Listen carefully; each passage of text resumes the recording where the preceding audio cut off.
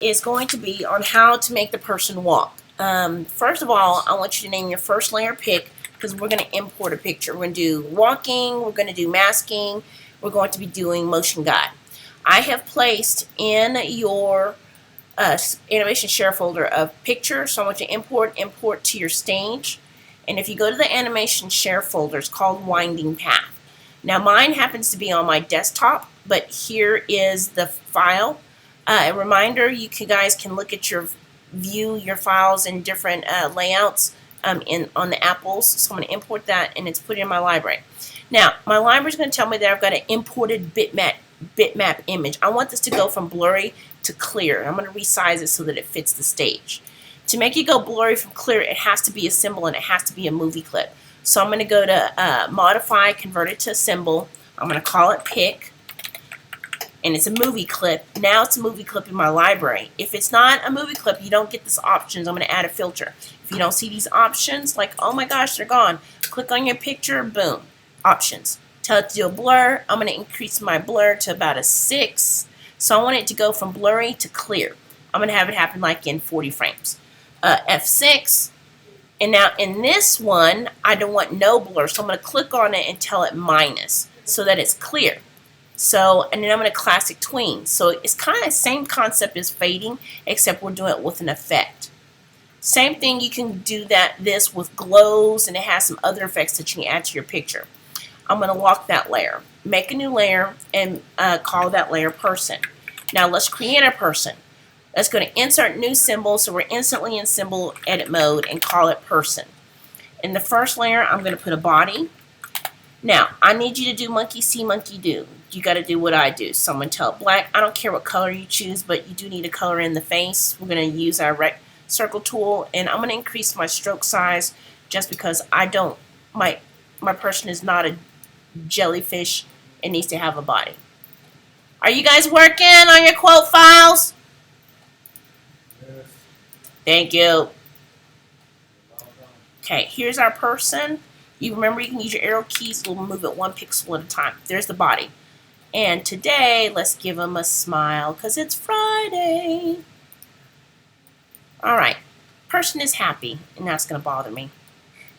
Command A to select all. I'm going to move it. Okay, lock the layer.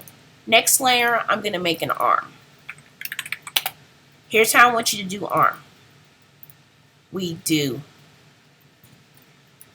that part and then that part. I'm going to click on it. Notice it's dots, so I got to convert it into a symbol. I'm going to call this arm because it's going to swing.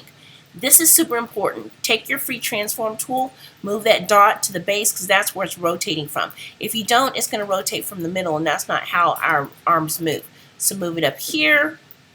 Thence, that's where it's going to rotate from because his arm's going to swing. We're going to put a keyframe in at 5, F6, and a frame at 10. The body's going to stay on there, so F5 on that one. The middle keyframe, just like we did in the review with the background with the butterfly. No, it wasn't a butterfly, it was a bird. I'm going to classic tween, classic tween. So the arm's going to swing back and forth. It's got to start in the same place it ended. I'm going to do arm 2, could be left arm, right arm, whatevs. Go to my library, drag it to the stage, move the dot, rotate it.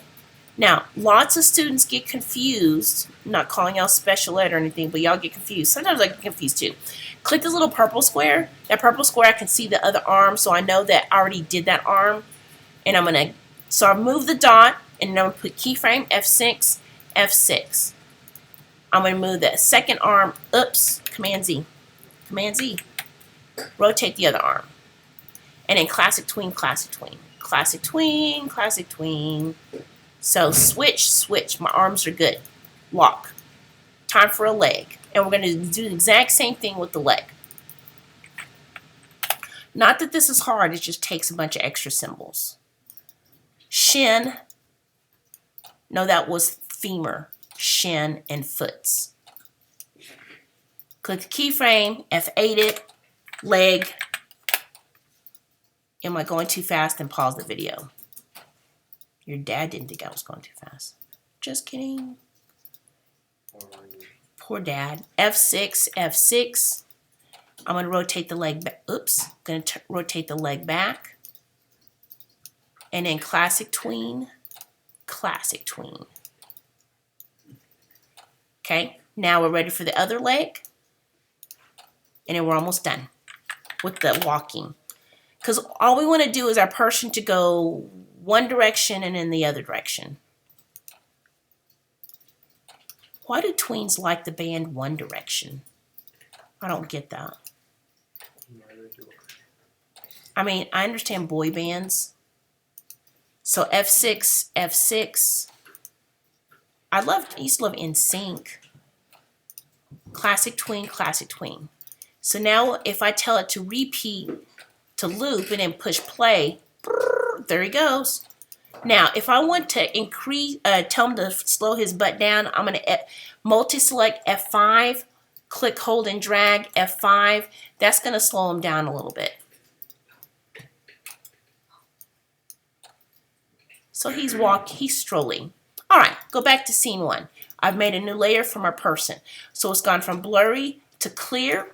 I want my person to start to show up on my stage here. So I'm going to put a keyframe, take my person from my library, drag it to the stage, resize this punk, and tell him to start off the stage. And let's say I want him to come on 60, F6. I really don't care. F5 on your background layer.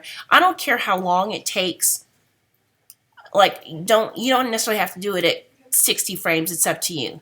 I'm going to turn that off. Now he walks onto the stage. Remember that when you do a command return, you'll see his legs move, but if you want to move at the beginning, click on them once, go to your property inspector, tell him to act like a graphic and not like a movie clip. So they was like, look, now he's moving his legs. Now, that's done. To make a motion guide, I want him to follow this little windy path. I'm going to right mouse click on my person layer and tell it to add a classic motion guide. It's going to call it a guide. Whenever I want that person to start following the guide, I'm going to put a keyframe. And then I'm going to use my pencil tool. We never use a pencil. And choose an obnoxious color that's not on my deal, because the line guide path is going to disappear, and I'm going to increase my stroke. So on this keyframe on my person, I'm going to see where that white dot is. That white dot is its center of rotation. I've got to draw on my guide layer, so it's going right here, the path I want it to take. All right, there, and then on that keyframe on my person, I'm going to move my person up so that dot is somewhere on that line. And then I want him to follow the path for, like, I don't know, up to 130. So I'm going to put a keyframe, and in my guide layer, this is important, do not put a keyframe in your guide layer, just put a frame. And then I'm going to tell it frame on my background. If you put what do you call that? If you put a keyframe on your guide, it won't follow it. It's got to be straight. And you see that dot? I'm going to make this smaller, squish them down, squish, squish. Should probably hold down my shift key, and then ask it to classic tween. So then what should happen is he should follow the path. Of course, he's not following the path because I told him to follow the path. First keyframe, other keyframe. Does that work? Poop on that. I'm using my arrow keys to tell him to follow my path. Still not working. Boo on you, Flash. Does it work now? Nope. Does it work now? Nope. Oh, I know why. You see that little break there? I'm going to delete that. And then I'm just going to stretch it and bend it. Now it's going to follow it. Poop on you, Flash. You know what? I'm just going to delete that line. I'm going to just draw it again. It likes a straight line. So let's do that again. Go back here. Take my pencil.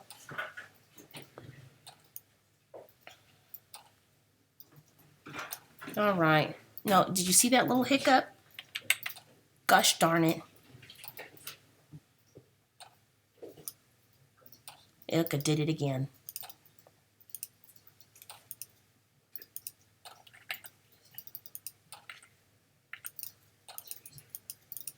think that one's better.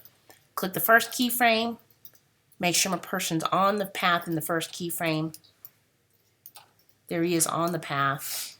Click the last keyframe. Is he on the path? Nope. Move him so he's on the path. If you need to adjust your path so it looks like he's on it, then go ahead and do that too. Now let's see if he follows. See, now he follows it. All right, so now we got a person moving along down our path. Technically right here, he would actually turn around, so I'm gonna put a keyframe and a keyframe. You don't have to do this, but for my OCD people, there's nothing wrong with being OCD until it starts to tear your life apart. Alt, click and drag. My sister's OCD, like when it comes to what outfit she wears, I find it super fun to wear the same thing 2 days in a row, and it drives her crazy like the entire day. So now he twists and he goes around. Okay? That part's done. Guide, boom, finished it. That wasn't a hard thing. Now let's say we want to do a mask. I'm going to click on my pick layer, make a new layer. I'm going to draw a huge circle. It really doesn't matter what color or any of that monkey business. And I'm going to move it over because it's going to disappear. I'm going to convert it to a symbol, call it mask. The way the mask works, I want the mask to start on frame here. F6, click here, click my delete key, because what that's going to do is going to delete what it didn't show up till here. And then here, F6, make a smaller circle. This is the demo that never ends. We're almost done. Classic tween it. Now check this out. So everything that's inside the path, and I'm going to hide my guide, is going to instantly disappear. So if I right mouse click and tell it to mask, do you see that edge? What happens is everything that's inside we will see, everything that's outside of it we won't see. So it's kind of like a spotlight. And that's how you do a mask, a motion path, and to make a walking person.